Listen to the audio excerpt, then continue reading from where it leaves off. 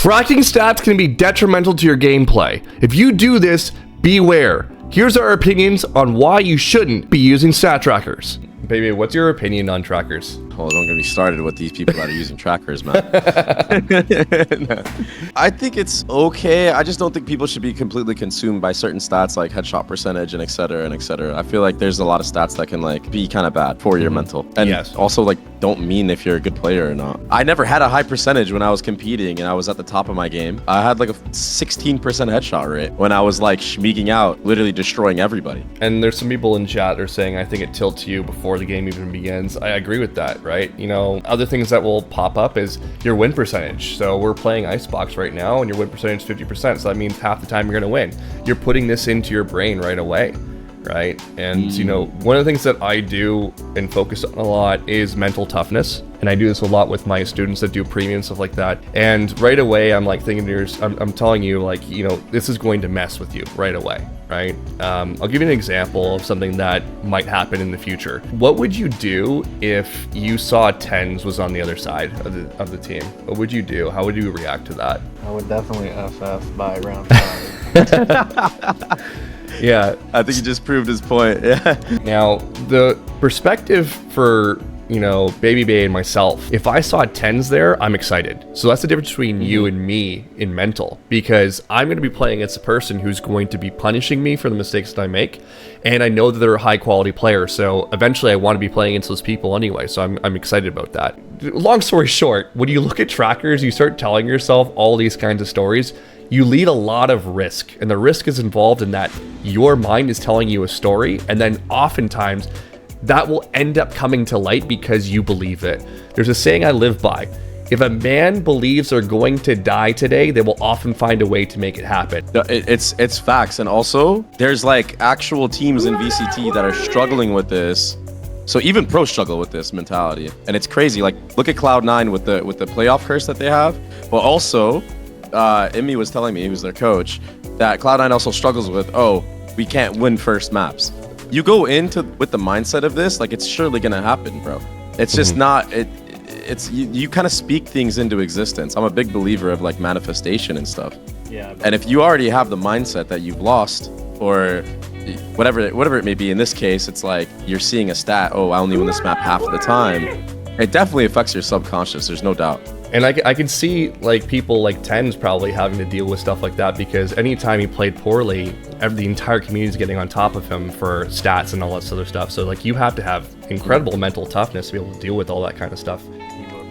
Already, I'm curious as to like why you're playing such a passive angle on this duelist role. Like, you could be top yellow right now, or like you could actually go for an aggressive peek in mid. You know, like, you are the duelist player. I guess yeah, you still have your dash. We're down 1 and 3, and I've been playing bad, so.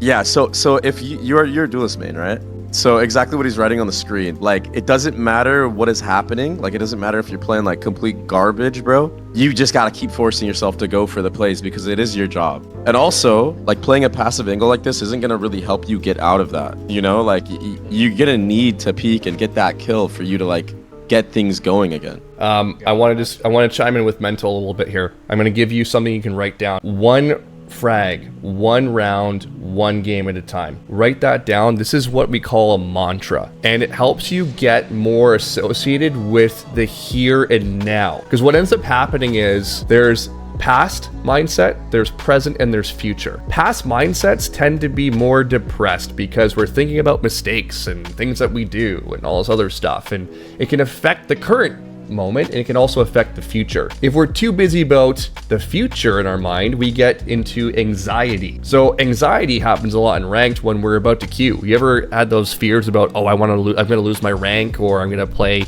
really poorly? You ever get that kind of thought in your head? Definitely earlier on in FPS or on a D rank. It's common. A lot of people get that, right? But the other mindset is Zen mindset, which is here and now. I can't affect anything that happened in the past unless you have a DeLorean. Do you have a DeLorean or a hot tub or some sort of time machine that I don't realize? Because I don't have that personally. Maybe you do, right? You cannot affect this, right? All you can do is focus on the here and now. So to Babybay's point, you know, if your fear mindset is telling you, I got to play here because I'm playing bad, you're doing a disservice not only to yourself, but also your team, because your team can play off of the things that you're doing, right? So if you wipe the mindset of what happened in the past is the past, let's focus on what I can do right here and now to make myself successful and my team successful, you're in the right mindset.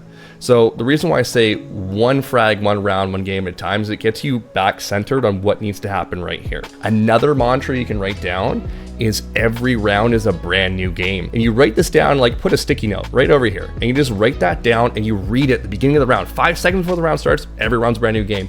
You wipe what happened in the last round and you focus on what needs to happen here. I actually grew up with that mentality because I played hockey, and it was always 0-0 no matter what.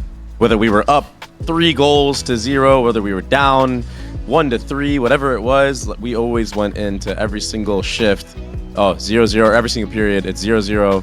You know what I mean? Like, we got to play like it's 0-0. And it was the same thing that I brought over when I was like, I was never an IGL on my teams. I mean, I did it for a little bit. Yeah. But it's something that I brought over in terms of like leadership, which was like, yo, guys, like, even if we were ahead like 7-0, yo, guys, it's 0-0. It kind of keeps that same pace that you have, and you end up just destroying even harder.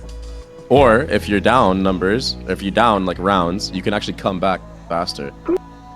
Just to extend on like the spot that you decided to play because of your confidence, I'm not saying that playing passive stuff on Jet is bad. I'm not telling you to like peak every single time, but like if you're gonna play stuff like this, you better have like a read, you know?